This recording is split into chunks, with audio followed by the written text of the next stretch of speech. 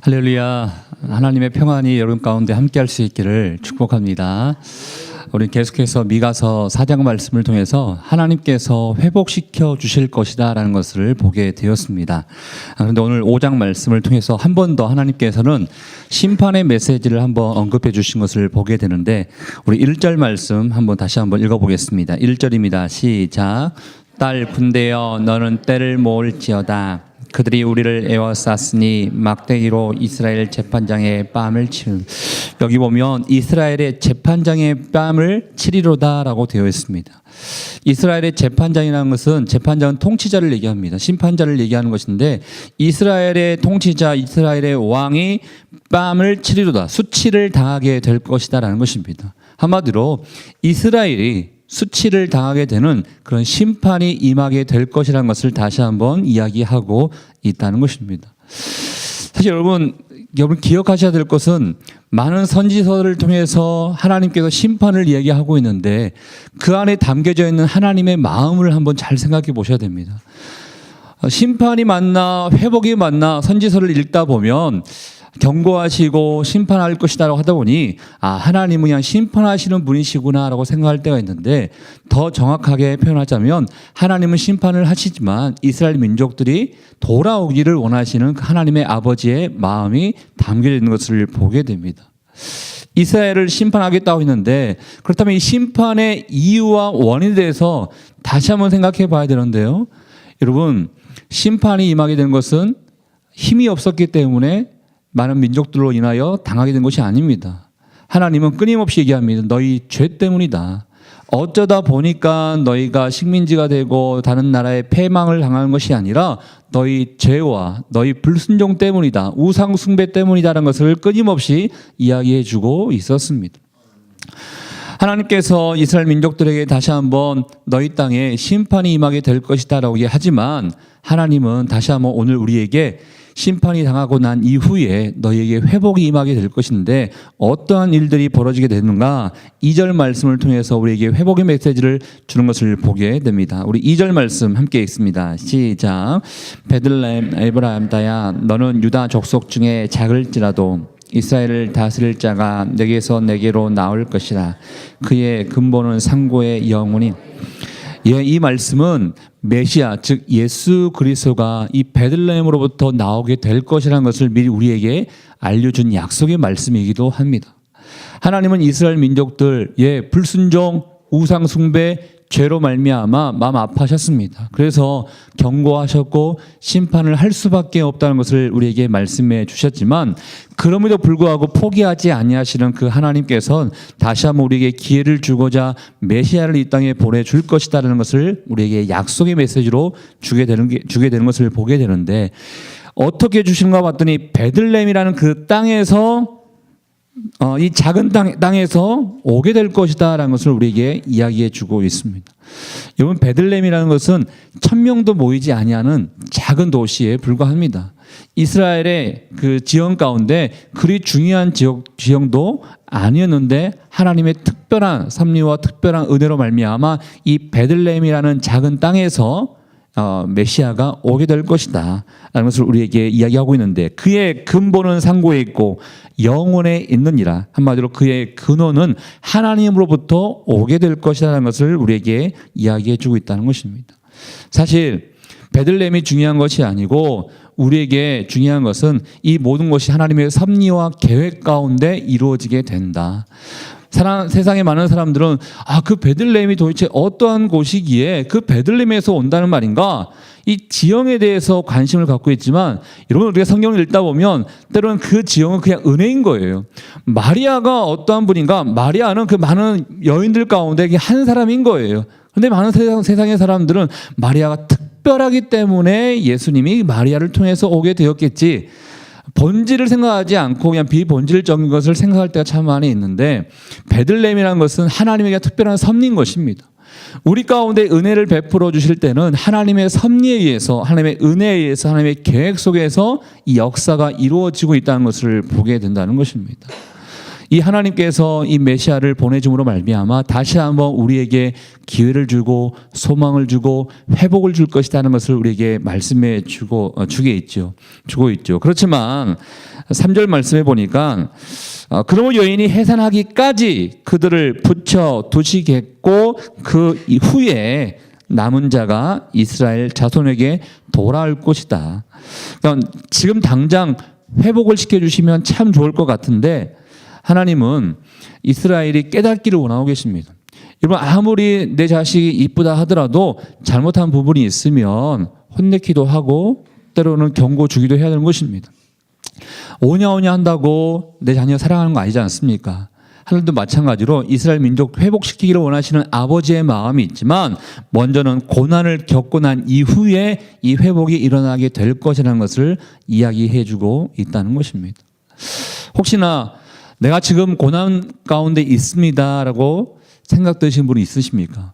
하나님, 내가 아무리 생각해도 지금 나의 삶은 고난입니다라고 생각하시는 분들은 한 번쯤은 잘 생각해 보셔야 됩니다. 혹시나 내가 하나님께서 주시는 그 마음을 잘 헤아리지 못하고 내 뜻과 내 마음만 가지고 살고 있는 모습이 혹시 있지 않는가? 혹시 하나님이 이 고난을 통해서 뭔가를 깨닫게 해주시는 그 아버지의 마음이 혹시나 있지 않는가 생각해 볼 필요가 있습니다. 가끔씩 자녀를 훈계하다 보면 분명히 자녀가 잘못했음에도 불구하고 무엇을 잘못했는지도 모를 때가 참 있더라고요. 그러면서 자기가 왜 내가 이러한 그 징벌을 받아야 되는지 이러한 대가를 당해야 되는지 모르겠다 하소연하는 자녀들이 있습니다. 사실 더 크게 볼 수 있는 어른의 입장에서 부모의 입장에서는 반드시 그게 잘못이 있는데 그럼에도 불구하고 자녀는 잘 알지 못하더라고요. 그렇지만 때로는 그 고난과 역경과 또는 징벌을 통해서 내가 이러한 잘못이 있었구나라는 것을 깨닫게 된 것처럼 하나님께서 이스라엘 백성들에게 내가 반드시 너희를 회복시키겠지만 이 땅에 메시아를 보내겠지만 먼저는 너희가 고난 가운데 임해야지 그 고난을 통해서 내 마음을 너희가 알 수 있을 것이다 라는 그 아버지의 마음이 있다는 것입니다. 그 남은 자가 이스라엘 자손에게 돌아옴으로 말미암아 회복이 임하게 될 것인데 그 남은 자들은 그렇다면 이 땅에서 이제 어떠한 역할을 할 것인가 7절부터 9절까지의 말씀을 통해서 우리가 좀 볼 수가 있습니다. 우리 먼저 7절 말씀을 읽어보겠습니다. 시작. 야곱의 남은 자는 많은 백성 가운데 있으리니 그들은 여호와께로부터 내리는 이슬 같고 흘려 내리는 단비 같아서 사람을 기다리지 아니하며 7절부터 9절까지의 말씀은 이 남은 자가 그러면 이 땅에서 어떠한 역할을 할 것이냐라는 것을 우리에게 보여주고 있는데 방금 읽으셨던 7절 말씀에 이슬 같고 단비 같아서라는 표현이 있습니다. 이번 이 이슬과 단비는 식물에게 있어서는 생명력을 주는 역할을 하는 것입니다. 저나 여러분이나 이 세상을 살고 있지만 한편으로는 이 세상의 남은 자가 되어야 됩니다. 소돔과 고모라가 의인 10명이 남지 못해서 멸망당했지 않습니까? 하나님은 지금도 의인을 찾고 계시고 이 땅에 남은 자를 찾고 계십니다. 저는 먼저 축복하고 싶은 것은 저와 여러분이 하나님이 인정하시는 그 의인, 하나님이 인정하시는 그 남은 자가 될 수 있기를 주의 여러분 축복합니다. 그렇다면 그 남은 자가 이 단비와 이슬과 같은 역할을 하게 될 것이다라는 것입니다. 생명력을 줄 수 있고 활기를 줄 수 있게 된다라는 것입니다. 여러분 삶은 어떠십니까? 내가 많은 사람들을 이렇게 만나게 되는데 그 사람들에게 활기를 줄 수 있고 생명을 줄 수 있는 그 역할을 내가 잘 감당하고 있는지 한번 생각해 볼 필요가 있습니다. 어떤 사람들은 내가 저 사람 만나면 너무 좋다. 어떻게 저 사람에게는 늘 밝은 에너지, 긍정 에너지가 나올 수 있지? 내가 저 사람 만나면 힘들더라도 다시 한번 힘이 솟고 다시 한번 일어나고 싶고 다시 한번 잘 살고 싶은 마음이 있다라고 고백하는 사람들이 있더라고요. 그런 사람이 이 남은 자 아니겠습니까? 그런 역할을 우리가 해야 하지 않겠습니까? 많고 많은 사람들 가운데 그저 그런 한 사람으로만 존재하는 것이 아니라 옆에 있는 사람들에게 다가왔을 때 상대방이 나로 말미암아 힘을 얻고 용기를 얻고 나도 이 옆에 있는 사람처럼 됐으면 좋겠다. 이런 마음, 생명력을 줄 수 있는 그런 사람이 되어야 하지 않겠습니까? 이게 하나님이 원하시는 남은 자의 모습이다라는 것입니다. 다시 한번 축복합니다. 생명을 줄 수 있고 활기를 줄 수 있는 남은 자가 바로 여러분이 될 수 있기를 주의 이름으로 축복합니다. 또 남은 자는 또 어떠한 역할을 하는가? 8절 말씀을 통해서 함께 읽어보겠습니다. 8절입니다. 시작. 야곱의 남은 자는 가운데와 많은 백성 가운데 있으리니 그들은 수풀의 짐승들 중에 사자 같고 양떼 중에 젊은 사자 같아서 만일 그가 진정한즉 밟고 찢으리니 능히 구원할 자가 이 땅에 남은 자들은 하나님을 대적하고 반역하는 자들을 정복하게 되고 승리하게 될 것이라는 것입니다. 여러분이 가는 그 길에 승리만이 있어야 되는 거예요. 그런데 세상이 어쩔 수 없잖아요. 뭐 세상에 살다 보면 함께 어울리다 보니 하나님의 영광을 드러내기보다는 어쩔 수 없어요라고 이렇게 체념하고 포기하는 사람들이 참 많이 있습니다. 그렇지만 믿음의 사람들, 남은 사람들은 이 세상에서 젊은 사자같이 승리할 수 있어야 한다는 것입니다. 하나님을 대적한 그 문화와 하나님을 대적한 그 무리와 하나님을 대적하고 있는 모든 분위기에서 사자와 같이 젊은 사자와 같이 승리하는 역할을 할 수 있어야 된다는 것을 우리에게 이야기해 주고 있습니다. 여러분, 우리는 크리스찬이라는 분명한 정체성을 가지고 살아가야 됩니다. 어떻게 보면 조금 유치할 수도 있겠지만 밥 먹는 자리에서는 나는 크리스찬입니다라는 것을 드러낼 수 있는 하나님 앞에 기도도 할 수 있어야 되는데 많은 사람들 앞에 내가 잠깐이라도 기도하면 너무 좀 사람들 이상하게 생각해요 라고 하면서 기도하지 못하는 모습, 내 자신이 나는 크리스찬입니다라고 자신에게 이야기할 수 있음에도 불구하고 몇 년 동안 그 부서 안에서 일을 했음에도 불구하고 너도 교회 다녔어라고 이야기 들으면 안 되지 않습니까? 여러분, 우리는 남은 자가 되어야 되는데 분명한 승리의 역할을 할 수 있어야 된다는 거예요.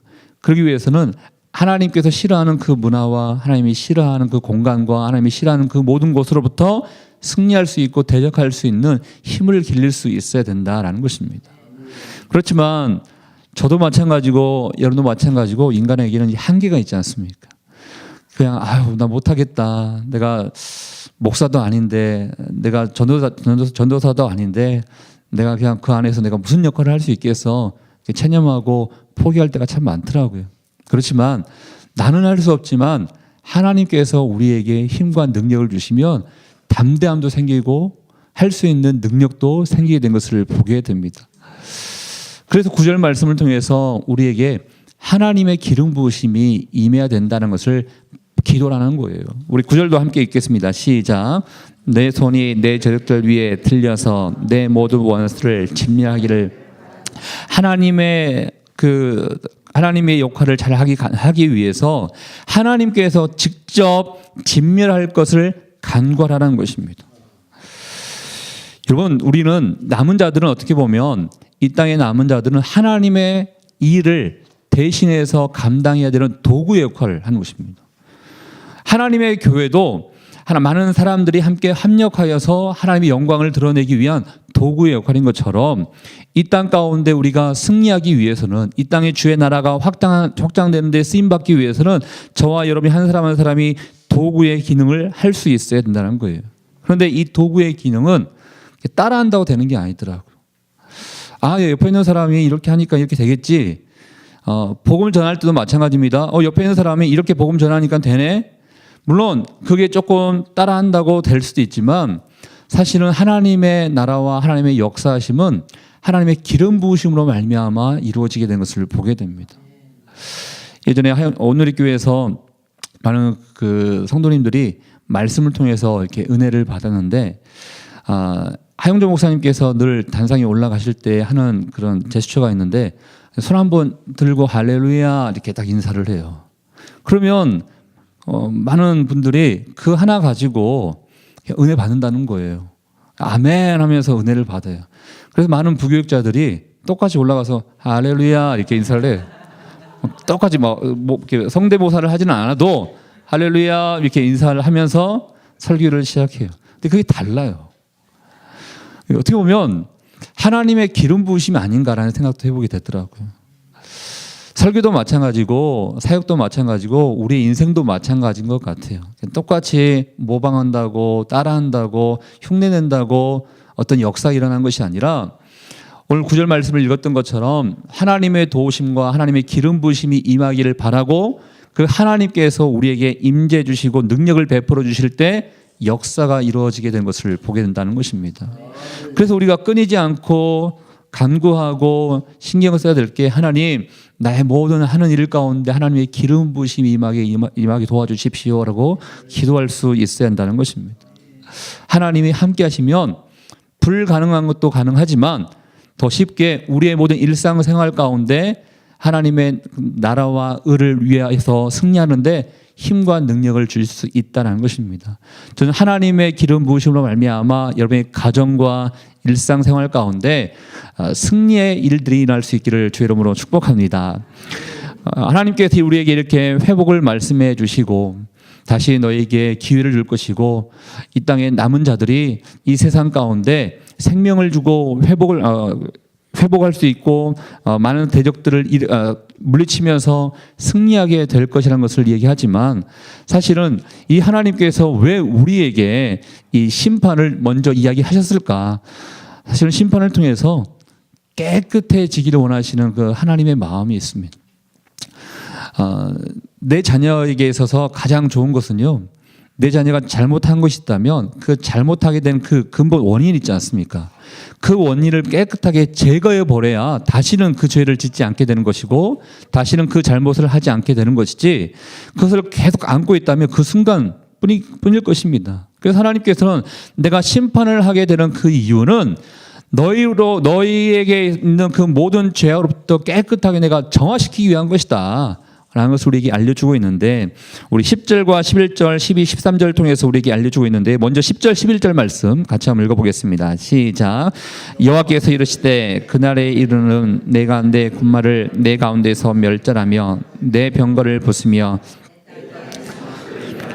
내 모든 견고성을 무너뜨려. 심판하게 되는 그 목적은 먼저는 잘못된 그 부분에서 나오게 하기 위한 것입니다. 근데 어떠한 잘못이 있는가? 인간은요, 지금도 마찬가지지만 인간은 내가 가지고 있는 것을 의지하고 싶어하는 그 마음이 있습니다. 여러분 읽으셨던 10절과 11절 보면 너의 군마를 너의 가운데서 멸절할 것이고 너의 병거를 부술 것이다. 한마디로 전쟁터에서 굉장히 필요한 무기인 것입니다. 또 11절에 보니까 너의 땅에 성읍들을 멸하게 될 것이다. 성읍이라는 것은 방어를 얘기하는 것인데 한마디로 이 10절과 11절 말씀을 통해서 너가 의지하고 있고 너가 어떤 전쟁에 나가서 필요한 그 도구들을 내가 다 멸할 것이다 라고 얘기하는 것이에요. 이것은 무엇을 얘기하는 것인가? 이스라엘 민족들이 의지하는 모든 것들을 제거함으로 말미암아 큰 도움은 하나님이라는 것을 너희로 알게 할 것이다 라는 것을 얘기하고 있다는 것입니다. 여러분 우리에게는 돈이 필요합니다. 우리에게는 힘이 필요합니다. 우리에게는 권력이 필요합니다. 그렇지만 하나님이 필요하기 때문에 주시지만 그것이 근본적인 우리의 능력이 되지 않다는 것을 하나님은 계속 말씀을 통해서 우리에게 이야기하실 것입니다. 하나님이 우리에게 원하시는 것은 너에게 필요한 것은 돈도 아니요 명예도 아니요 힘도 아니다. 가장 필요한 것은 나를 의지하는 그 믿음이다라는 것을 끊임없이 말씀을 통해서 우리에게 이야기하고 있지 않습니까? 여러분 하나님은 때로는 잘못한 자녀들에게 심판을 주시지만 그 심판을 통해서 너가 잘못하고 있는 그 근본 원인을 내가 제거해야겠다. 그래서 이런 일이 우리에게 당하지 않았으면 좋겠다는 그런 마음이 있지만 때로는 물질을 너무나 의지하는 자들에게는 어느 순간 하나님께서 물질을 다 뺏어가 버리는 그런 경우를 심심치 않게 볼 때가 있음을 보게 됩니다. 세상을 의지하고 명예를 의지하고 세상 사람들이 추구하는 그 물질을 의지한다는 것은 하나님이 원하시는 그 길로 가는 것이 아니다는 것을 말씀해 주고 있어요. 그래서 이스라엘이 의지하는 그 모든 것들을 내가 제거할 것이다 라는 것을 말씀해 주고 있고요. 또 어떠한 것을 제거할 것인가 봤더니 우리 12절 13절 14절까지 같이 한번 읽어보겠습니다. 시작. 내가 또 복수를 내 손에서 내게 다시는 점쟁이가 없게 될 것이며 내가 내게 새긴 우상과 주상을 너희 가운데서 멸절하리니 내가 내 손으로 만든 것을 다시는 섬기지 아니하리라. 내가 또 내 아세라 목상을 너희 가운데 빼버리고 내 성읍을 12절 말씀에 보면 복수를 내 손에서 끊으리니 다시는 점쟁이가 없게 될 것이다. 여러분 소위 말해서 점치는 것을 제거할 거라는 거예요. 이 점이라는 것을 다 제거할 거라면, 여러분 점은 왜 봅니까? 내 미래가 궁금하기 때문에 보지 않습니까? 근데 우리가 어제도 말씀드렸던 것처럼 우리 영원토록 우리와 함께 하시는 살아계신 하나님 이렇게 고백했는데, 내 미래가 궁금하다는 것은 혹시 하나님이 계실까? 불신 가운데 나온다는 거예요. 불신 가운데 나오기 때문에 이 잘못된 것으로부터 내가 다 멸할 것이다. 너에게 필요한 것은 나를 신뢰하는 그 마음이다라는 것을 이스라엘 민족들에게 주시고자 하는 그 아버지의 마음이 있다는 거예요. 우리가 자녀들에게 걱정하지 마, 엄마 아빠가 늘 함께 할 거야 라고 이야기하지 않습니까? 그렇지만 자녀들은 때로는 혼자 있다 그러면 굉장히 무서워해서 막 울기도 합니다. 혹시나 자기가 어떻게 될까 봐, 어떤 공격을 받을까 봐 겁을 냅니다. 인간이라는 존재가 하나님께서 반드시 지켜줄 것이라는 그 약속의 말씀을 내가 들었음에도 불구하고 혹시나 내일 내가 어떻게 되지 않을까? 미래에 대한 불안감, 염려가 우리를 사로잡다 보니까 불신과 염려 가운데 빠져있는 우리의 모습을 보게 됩니다. 하나님이 그걸 원치 않다는 거예요.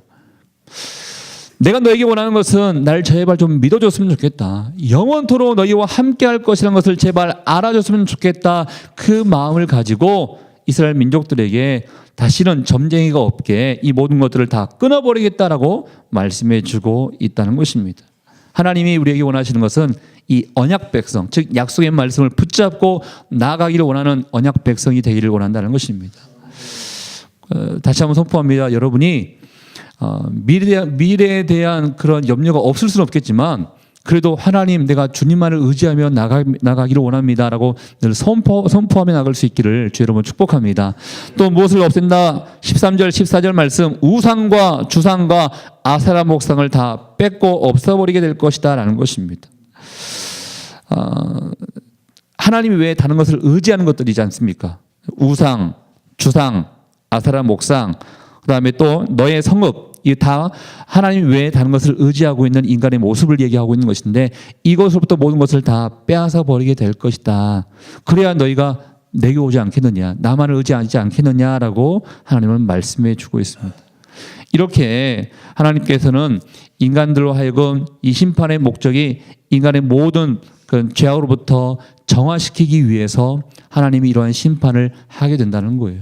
그러나 이러한 경고를 했음에도 불구하고 돌아오지 아니하는 자들은 15절 말씀해 보니까 또 내가 진노와 분노로 순종하지 아니한 나라에게 갚으리라. 그럼에도 불구하고 하나님을 거역하는 사람이 있다면 심판할 수밖에 없다라고 우리에게 이야기해 주고 있습니다. 사랑하는 여러분, 하나님은 우리를 사랑하십니다.